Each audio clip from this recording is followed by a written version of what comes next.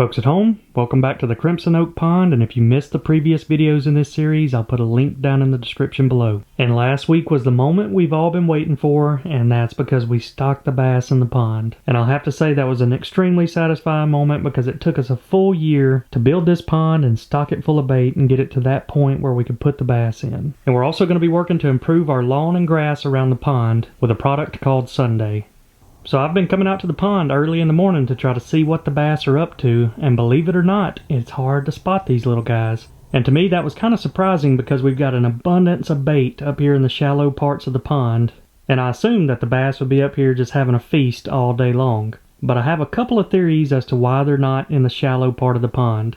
My first theory is that we had a big heat wave come through and had several days that were over 100 degrees. And typically bass will hang out in the deeper water because it's cooler there. And then my second theory is that they're not hanging around the banks because we've had a lot of blue herons at the pond. And unlike bait fish, bass are actually smart enough to avoid them, and I think that that's one of the reasons we hadn't been seeing them up in the shallow area.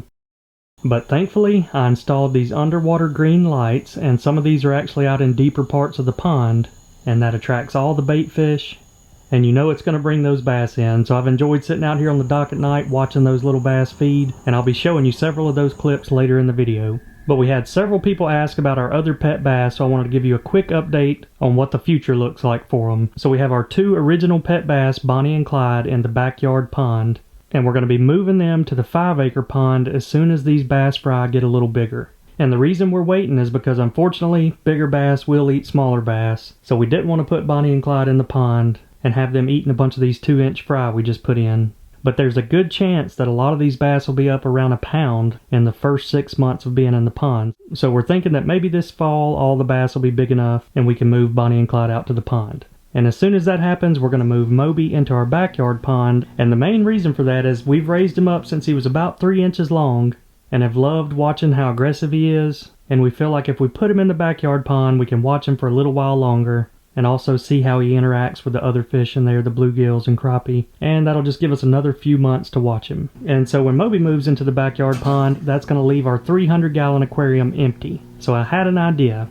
Since we have a pond full of tiny bass and bluegill, I could go out and catch one bass and one bluegill and put them in the 300-gallon aquarium, and it would kind of be like we're starting the cycle all over again. So my goal for today is to go out and use micro fishing gear and lures and catch a tiny bass and bluegill. But we do have one small problem. Since Moby's still in the 300-gallon aquarium, we had to find those fish another place to temporarily live. So I bought this 75-gallon aquarium. We're going to get it set up with wood and live plants, and this will be the temporary home for these two fish until all of our other pet bass move to their new home. Alright, we're getting rigged up for the first bass fishing trip.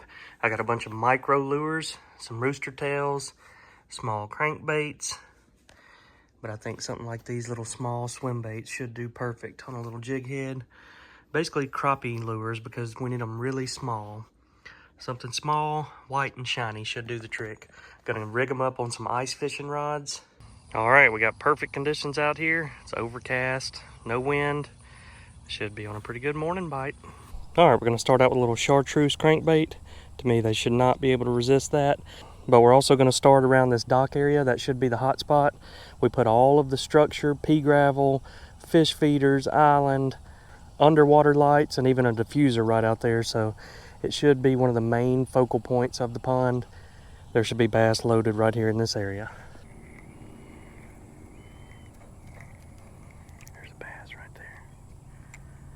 Saw him hit.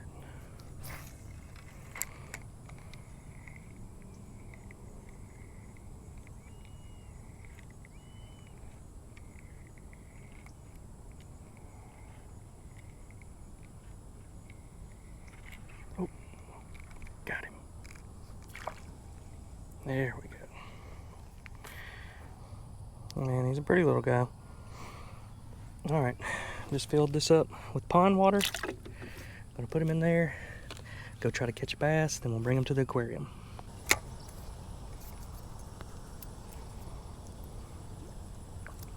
Look at there, little bass chasing shad. That's so cool.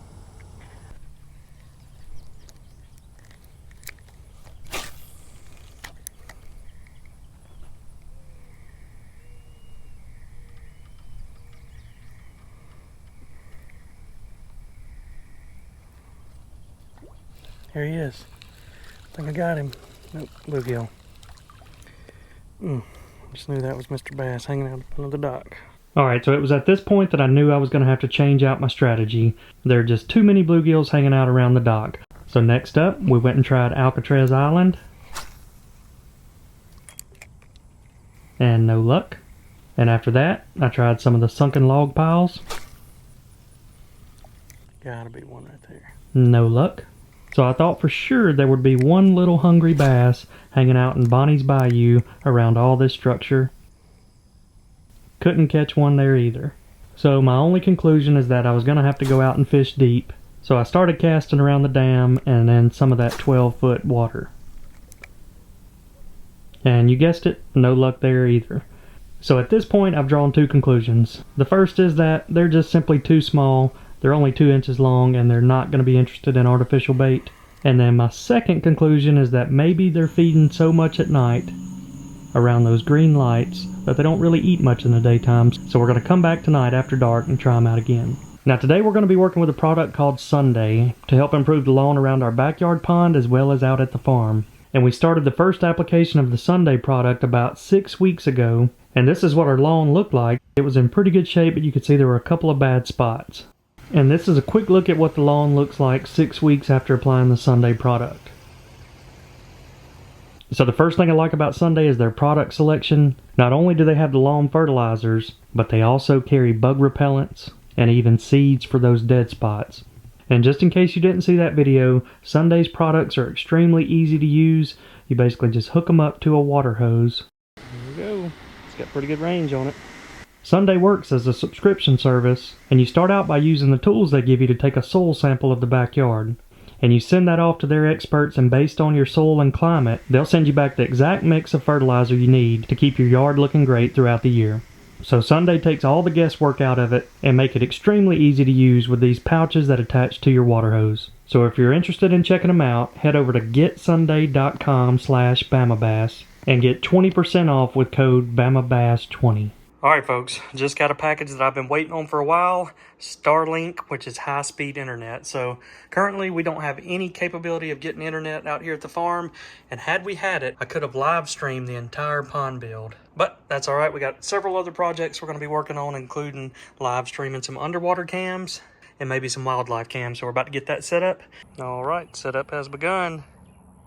It's scanning for all the satellites right now. Kind of crazy to have this technology out here at the farm, but gotta have it. All right, folks, time to feed the animals. Show you what we're putting out here. This is the starter pellets we put in the fish feeder. You've seen them before, but now that it's summertime and the deer are starting to grow their antlers back, I'm gonna try out some protein feed. And this one is similar to the protein pellets for the fish. And it also says it's water resistant. And I'm trying out what I believe is another Alabama blend. Let's see. Yeah, it's out of Clayton, Alabama, and it's a mixture of corn, peanuts, soybeans, and calcium citrate. So that protein should help all the bucks put their antlers on. Also give them a good meal for tonight, but the fish are most important, so we're gonna start out with the fish. So we'll see how much a 50-pound sack adds to this feeder. Covered the window up, not too bad. I think this one's the 300-pound feeder. All right, we got the two piles put out side by side, and you can see that darker pile is the protein pellets. And then this other pile is the corn and protein mix. And I put them side by side so we could see which one the deer prefer, but I can almost guarantee you it's going to be this protein mix because it smells great. It's almost like there's a peanut butter powder coated around the corn and soybeans, so I don't think we're going to have any issues with the deer eating this. But you know, whenever I do these type of tests, I cannot miss out on the opportunity to set up the night lapse. So we got a nice clear sky tonight for the most part. And just to point out, you can barely see it, but our owl house is in the bottom left, kind of mixed in with the grass. And now that the moon comes out, you can see that either Hooter or Al Capone, or I guess it could even be the third owl that we discovered in our last video, is hanging out there at the owl house. And it looks like the deer have found the protein. I can't really tell from this angle which one of the piles they're eating out of, but man, sometimes you just have to kick back and enjoy that view. And now we finally have that sunrise. That was a pretty good night lapse. But it looks like we have a straggler that slept in last night, and now he's finally making his way over here for breakfast. And you can see that's another young buck in velvet. I'll definitely be interested to see if this protein has any kind of effect on their antler growth this year. All right, let's check in on the protein piles. Looks like they probably hit the corn and peanut pile a little bit more than they did the protein pellet pile, but that was kind of to be expected. I would definitely say the protein feed is a success. Probably go put some more out for them tonight. Now it's time for an update on the 6 baby ducks. Man, they have been a lot of fun. So for about the first 10 days, we didn't put any big water buckets in because we weren't sure if they were able to swim yet. But this is one of the first days we put a water bucket in and just watch them go for their first swim. They're pretty much always watching Mama Duck and learning new tricks from her. And it definitely looks like they're having a fun time in the water. But we decided not to name these 6 ducks because unfortunately we're going to end up giving them away. The last thing I want to do is put them out in the pond and have one of the predators like the owls come and get them. So we think we found a good home for them. We're going to keep them for another couple of weeks. I love it when they flap those small wings. And it looks like today the Crimson Cabin is the pot of gold at the end of the rainbow. That's pretty cool. So I'm out here at the dock watching the underwater fish lights, and I decided rather than fish tonight and try to catch a bass, I'm just going to do some more observing because I've been out here several nights and man, you can really learn a lot about how all these fish interact. But first things first, you're probably a lot like me. The first time you look down here, it just looks like a cloud of fish swimming and you can't really tell what's what. But after you watch them for a little while, it's pretty easy to pick up on it. So the little short fat guys that are always swimming in a counterclockwise motion are the threadfin shad. And they're schooling type fish, so they're always together. And each one of them always mimics what the others in the school do. And that makes it really easy to pick out which one of these are the bass. So the bass typically always go against the grain. And they're basically swimming into the school and sizing them all up. And they'll eventually pick off the smallest shad. And just seeing the size of that small fish that these bass are targeting lets me know it may be another week or two before I can catch one of them, because they're still really interested in those small, tiny fish. And one other thing that all of the fish out here have been eating are the bugs. So obviously these big green bright lights attract all the bugs, and I've seen the shad eat the smaller bugs, and then the bluegills and the bass will eat the bigger bugs. And the bluegill are also pretty easy to spot. They're going to have the biggest profile out of all the fish. And they typically stay right there on the outside of the light and will dart in whenever they see something they like. And so I've had pet bass in aquariums all my life and I've got to watch them, but having these underwater lights in the pond takes it to a new level because I'm actually getting to watch bass in their own environment. And this is something I'm definitely interested to track in the future because I don't know too many bass ponds that have underwater lights, and I feel like it's going to do one of two things. It's going to extend their feeding hours and the bass may get bigger even quicker, or it could potentially do the opposite and make all the bass go nocturnal because they know they have an easy meal right here at the light. So we're going to play around with them this year and see if it has a positive or a negative impact on the pond.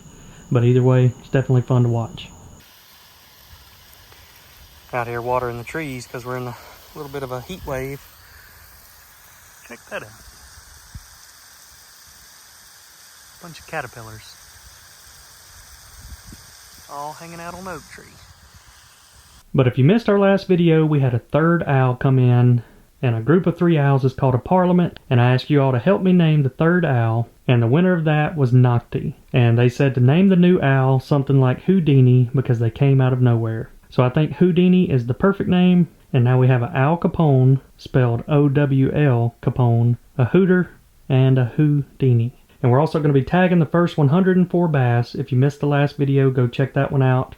It'll explain all of the contest rules, but I'm letting you all name the first 104 bass, and we're doing 4 sets of A to Z. And we've almost got the first set of A to Z bass named, and those bass names are in the left column, and the YouTuber that suggested them is in the right column. So we're only about halfway there. We still have at least 50 names to go. So keep leaving those fish names in the comments down below until we completely fill out our list. And even Paul made the list in the last video with the bass name Digit. So here's a couple guys we hadn't seen in a while, and talk about bacon. Jeez, I'm not sure whose crops they've been eating, but they've been hitting them hard. So these are 2 pigs that we call Hakuna and Matata. And here's a look at them when they were little piglets. I'm pretty sure they were born on the farm because we got a lot of videos of them that first year. But they disappeared after that, and we only see them every once in a while, but man, they've gotten big. And the funny thing is I'm pretty sure they came out because they smell these protein pellets. and they are about right here. And they seem to be going everywhere but where the protein is at. So hopefully we don't have an issue with these guys in the future. I know hogs can multiply like crazy. But since we've owned this farm, it's only been these two, Hakuna and Matata. And it looks like they never found the protein. But a few young bucks with a lot better noses found it the next morning without any problem.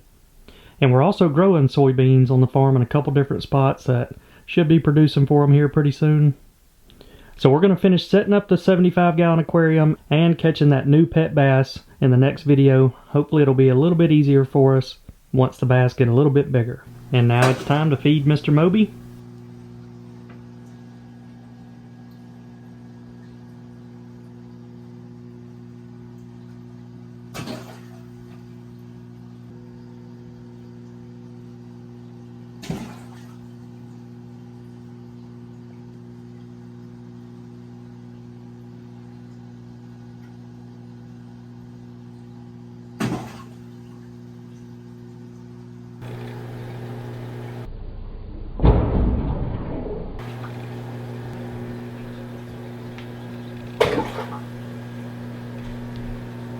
Alright folks, that is going to wrap up this video. Make sure to hit that subscribe button. We got a lot of fun things coming up in the future with these bass, but I hope y'all enjoyed this video, and we will see you all next time.